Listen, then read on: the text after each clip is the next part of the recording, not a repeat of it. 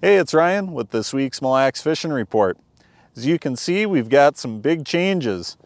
We've got the fish house behind me, still have open water on the main lake back there.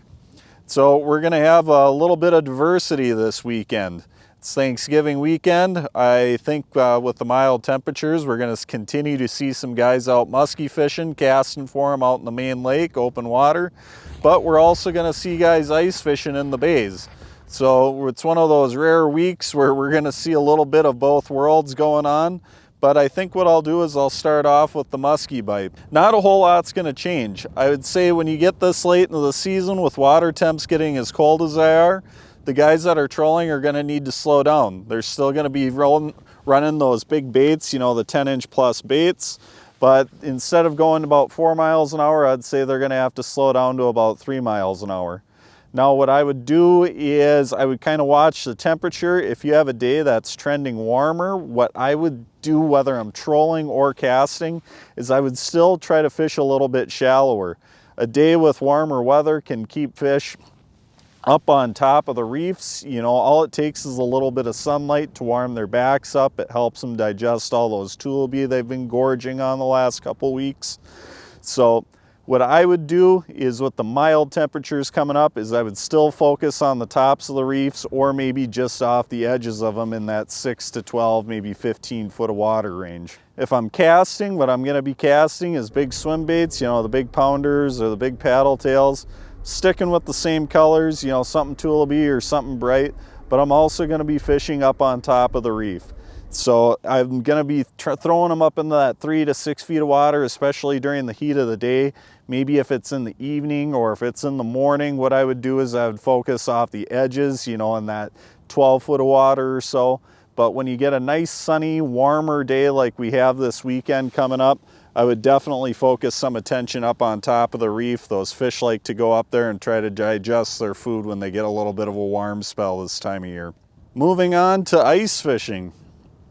So right now, I'm in one of the southern bays. I'm finding about 4 to 6 inches of ice in the bay here. I've been all over. I've been scouting around, checking, looking for weed beds, looking for fish throughout the day here. And everything that I found is about 4 to 6 inches, and I would say mostly 5 to 6 inches.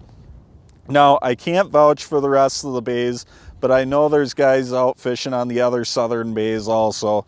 So, you know, I would keep the spud bar in front of you. I would be careful. I wouldn't necessarily look out and see other people fishing and just march out there. I would definitely check my own trail walking out. Something that you want to consider keeping on is your little ice spikes. Those are always a good idea this time of year. And the other thing is just the cleats on your boots. The cleats make a big difference when things are slick. You know, it's not going to help you so much if you fall through, but it's definitely going to help keep you from falling down. Now in the bays this time of year, there's a few different opportunities. One of my favorite is sight fishing pike. I like to cut a big spear hole and drop a hook and line and a minnow down. You can either use a regular size sucker, you know, a 5-inch sucker or so, or a big shiner. One of those two baits on a plain hook about 2-3 feet below the surface and about 10 feet of water is a great way to catch big northerns. The big key to finding pike this time of year in the bays is trying to find green weeds. And that can be easier said than done, but it's really worth putting in the effort, drilling holes and looking around and trying to find nice green cabbage. That's what the fish want. That's where you're gonna find the most and the largest fish. Another opportunity during the day is the perch bite. You know, last year we saw some better perch activity with a little bit bigger fish.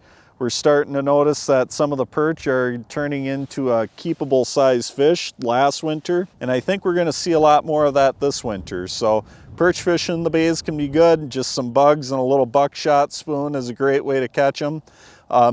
The spoons are a good way to keep the little ones off and try to only get the big ones out of the schools. The other thing you can do for perch, if they're being a little more lethargic, is just put a plain tungsten jig and a bug on there also. Third thing to do this time of year in the bays is fishing walleyes. Now, you may find that you catch one here and there throughout the day, but that's really a morning, evening bite. And what I would recommend doing is finding a nice gravel or rock to weed transition. If you can find gravel to weeds or rock to weeds, especially green weeds, that's where you're going to find the best walleye fishing, you know, adjacent to deeper water or closer to the mouth of the bay if the ice is safe enough to get there. But finding those gravel, rock to weed transitions is ideal this time of year for catching walleyes. And I would say typically you're in that 10, 12 foot depth when you find the best spots. Now, as far as baits to use, I would say, you know, just a glow jigging spoon, like a little glow rattle spoon and a minnow head, or probably the best way of catching them is just a plain hook or a glow hook and a minnow about a foot off the bottom. You'll notice those fish do really well and become really active right at sunset. There's kind of a half hour to an hour window where it seems like you put them all on the ice in a short amount of time, but that seems to be right at sunrise, right at sunset. Make sure you check your ice conditions this weekend if you're getting out ice fishing, and have a great Thanksgiving.